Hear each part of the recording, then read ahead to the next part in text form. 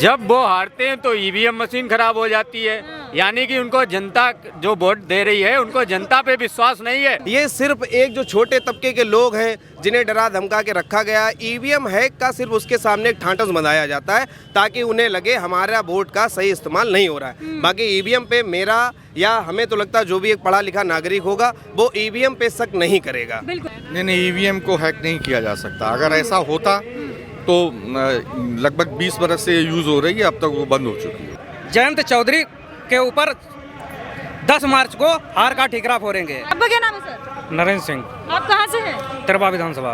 आप क्या कहेंगे, कौन जीत रहा है इस बार? बीजेपी। बीजेपी क्यों जीतेगी? बीजेपी ने अच्छा काम किया है। अच्छा काम किया है। हाँ। अच्छा, डिम्पल यादव नहीं आएंगी यहाँ से? डिम्पल यादव नहीं आएंगी। आप अभी तक आई प्रचार करा?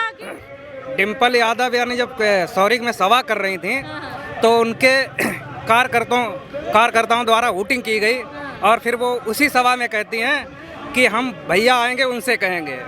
जब वो सुरक्षित नहीं है तो यहाँ की जनता कैसे सुरक्षित होगी? अखिलेश तो बोलते हैं योगी राज में लड़कियों की सेफ्टी नहीं है, बलात्कार हो रहे हैं बच्चियों के बहुत। ऐसा कुछ नहीं है। बीजेपी में सब सुरक्षित हैं, किसी को कोई दिक्कत नहीं है।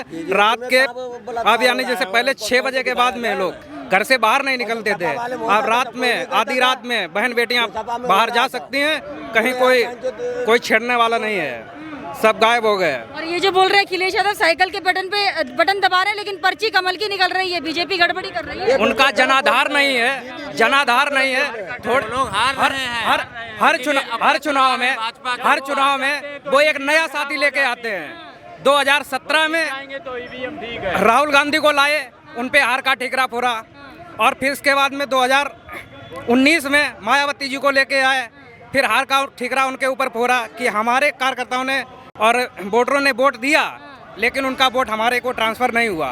अब यानी जयंत चौधरी के ऊपर 10 मार्च को हार का ठीकरा फोड़ेंगे। जी, मेरा नाम सैलू कटियार है। आप क्या कह रहे थे, क्या ईवीएम की गड़बड़ी पर कुछ कह रहे थे आप? जब वो हारते हैं तो ईवीएम मशीन खराब हो जाती है, यानी कि उनको जनता जो वोट दे रही है उनको जनता पे विश्वास नहीं है, उनको ईवीएम पे विश्वास है। उनको चुनाव आयोग पे विश्वास नहीं है, तो चुनाव आयोग पे इल्जाम लगा उनको किसी पे विश्वास नहीं है, उनको सिर्फ अपने घर पे विश्वास है कि मैं ही मुख्यमंत्री बनूं, मैं ही प्रधानमंत्री बनूं, मैं ही देश को चलाऊंगा। वो राजशाही चाहते हैं, वो लोकतंत्र नहीं चाहते हैं। उनकी पार्टी में लोकतंत्र नहीं है, परिवारवाद है।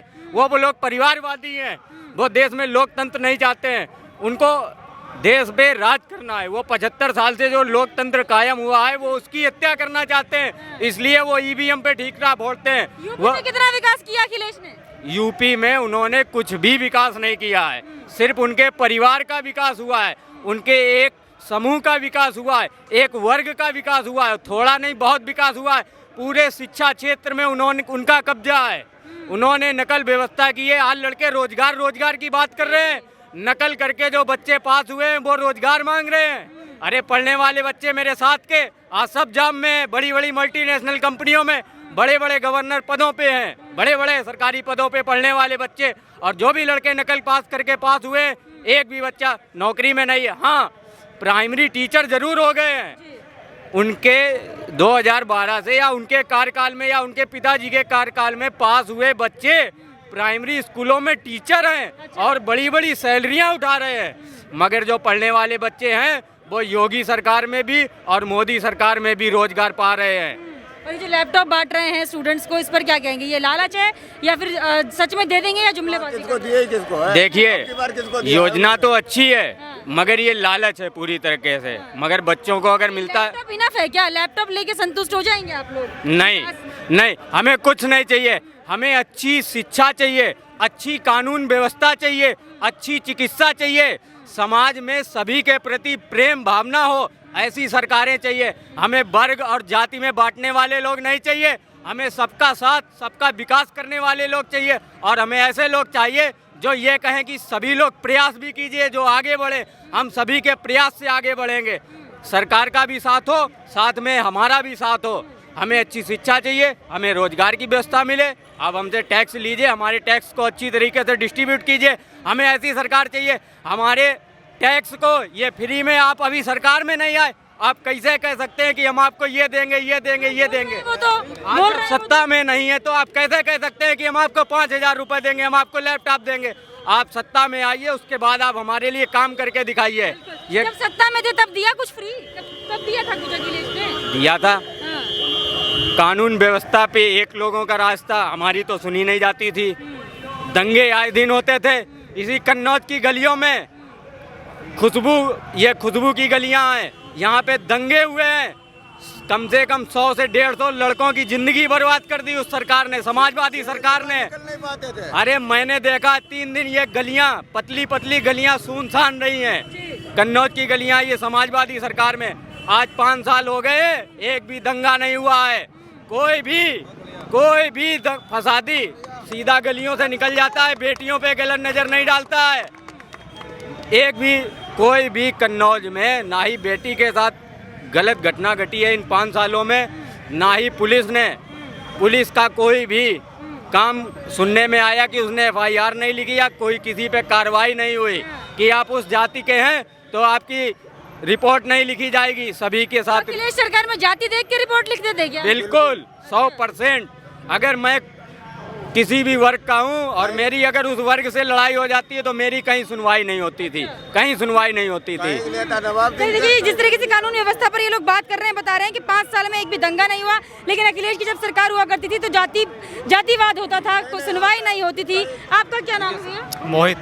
देखिए युवा है, ये बात कर लेते हैं। अखिलेश लैपटॉप बांटने की बात कर रहे हैं, नौकरियां देने की बात कर रहे हैं। जब उनकी सरकार थी तब दिया था क्या?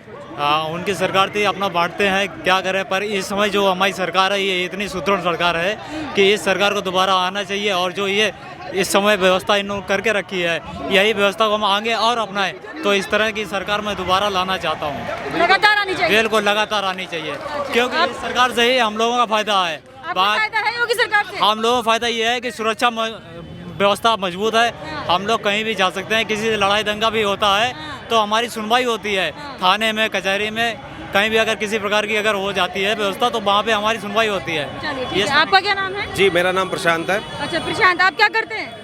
जी मैं फाइनेंस सेक्टर में हूँ, प्राइवेट सेक्टर में हूँ। मतलब जॉब है आपकी? जी जॉब करता हूँ। और जो लोग बोलते हैं कि युवाओं को बेरोजगार कर दिया योगी आदित्यनाथ ने, ऐसे क्यों? देखिए रही बात रोजगार की, तो रोजगार के अवसर हमेशा भारत में सुनिश्चित रूप से सभी के लिए समान है। आप योग्यता के आधार पे अगर रोजगार की बात करते तो मुझे लगता है आप सही बात कर रहे हैं। बट आप बेरोजगार हैं, उसके पीछे का कारण क्या है उसको भी जानिए। आप लोगों ने अभी तक जैसा कि शिक्षा व्यवस्था चल रही थी, लोगों के पास डिग्रियां तो थी बट योग्यता नहीं थी। कुछ ऐसे लोग हैं जो अपने आर्टिकल्स दे रहे हैं जिसमें वो अपना बता रहे हैं MA इंग्लिश से डबल बार किया है, लेकिन वो श्रीमान अखिलेश जी का नाम नहीं लिख पा रहे हैं या स्पेलिंग नहीं बता रहे हैं। अगर वो लोग रोजगार की बात करेंगे तो मैं तो नहीं मानता, ये तो एक छलावा है। ये तो सरकार को बदनाम करने की एक सुनिश्चित साजिश है। मैं योग्य हूँ, मैं किसी भी क्षेत्र में जाके काम कर सकता हूँ और अपने लिए रोजगार उत्पन्न कर सकता हूँ। दूसरी बात, देश की अर्थव्यवस्था जो चल रही है वो रोजगार से ही चल रही है, ना कि बेरोजगारों से चल रही है। आप रोजगार किस आधार पे मांग रहे हैं वो भी मेन मुद्दा होना चाहिए, उस पर भी बात होनी चाहिए। शिक्षा के लिए यहाँ पे कोई बात ही नहीं करता। हर आदमी ग्रेजुएट होना चाहता है, हर आदमी भत्ते के ऊपर अपनी जिंदगी यापन करना चाहता है। हम भत्ता क्यों मांगे? हम खुद सेल्फ डिपेंड होके ही सरकार से ये कहेंगे मुझे रोजगार दीजिए, मुझे जो रोजगार का अवसर मिलेगा मैं उसमें सुनिश्चित तौर पे अपना 100% दूंगा और जीवन यापन करूंगा। तो अखिलेश यादव किस आधार पे ये बोलते हैं कि बेरोजगार कर दिया? उनकी सरकार में कैसे नौकरी दे रहे हैं? ऐसा है, कहने का सिर्फ सीधा सा मतलब ये है, आप रोजगार मांग रहे हैं, बहुत अच्छी बात है। बेरोजगारी बढ़ने का सरकारों का ही दायित्व नहीं है, यहाँ के युवाओं का, यहाँ के जो प्राइवेट लिमिटेड सेक्टर्स हैं उनका भी दायित्व बनता है कि रोजगार के अवसर उत्पन्न करें। रोजगार के अवसर उत्पन्न करेंगे तभी हमारा युवा शिक्षित होगा।